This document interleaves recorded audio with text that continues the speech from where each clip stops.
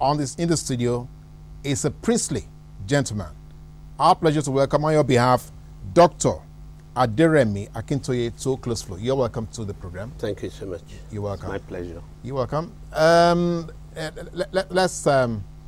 Let me start from your previous public exposure as a Commissioner for Agriculture in Lagos, because I think that is very germane right now. Now, is agriculture something that should be government intervention policy or initiative, or a people's revolution?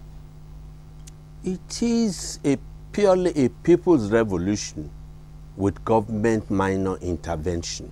There is no way you will do agriculture for a big country like Nigeria without government intervention. But it is a limited exposure for government. You see, we've tried a lot of practices in the past where government owned farms, and anything that belongs to government is nobody's business. And government moved away from there and started what they call extension services, helping the farmers, giving them inputs and seeds and whatever they need. But purely to answer your question, government intervention must be little and limited, but highly supportive in terms of infrastructure.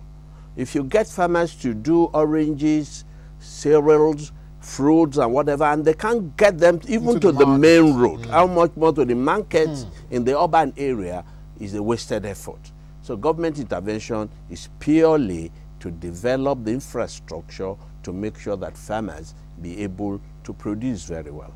There was an initiative some time ago, Better Life for Women, development, and it was like, let's develop the rural areas, stop migration from those areas to the urban areas. And it started working at that time.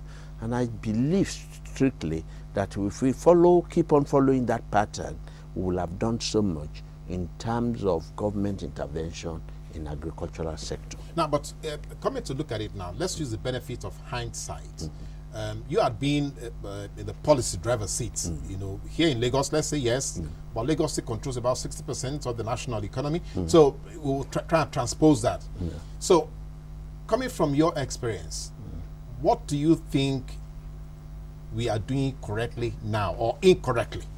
What we are doing correctly is that the present administration in particular has voted so much money and so much energy into agriculture.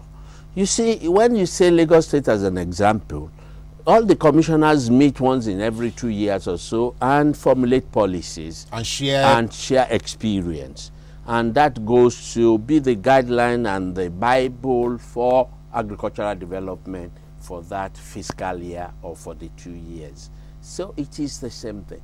What is different is that there are preferred areas. Like wheat will do well in the north, it will not do in the south. Yes. So preferred areas and a lot of different inputs have to go into that area. But what I think we're doing right at the moment is that we are realizing that oil industry, oil production, the petroleum industry is not the only way out for us, and we are now going back into agriculture in very steady and productive manner.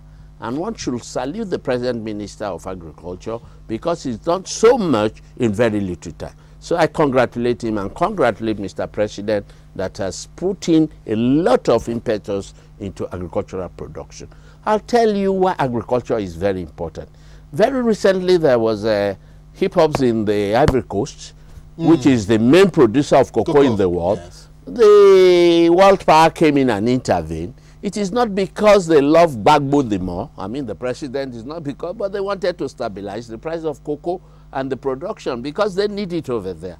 So while they were protecting life, they were protecting their own interest too, to make sure that cocoa comes into China, comes into Europe. That is the essence of agriculture. Even the world power know that they have to protect the pricing and whatever. And we in Africa should learn from there that food is very important. Okay.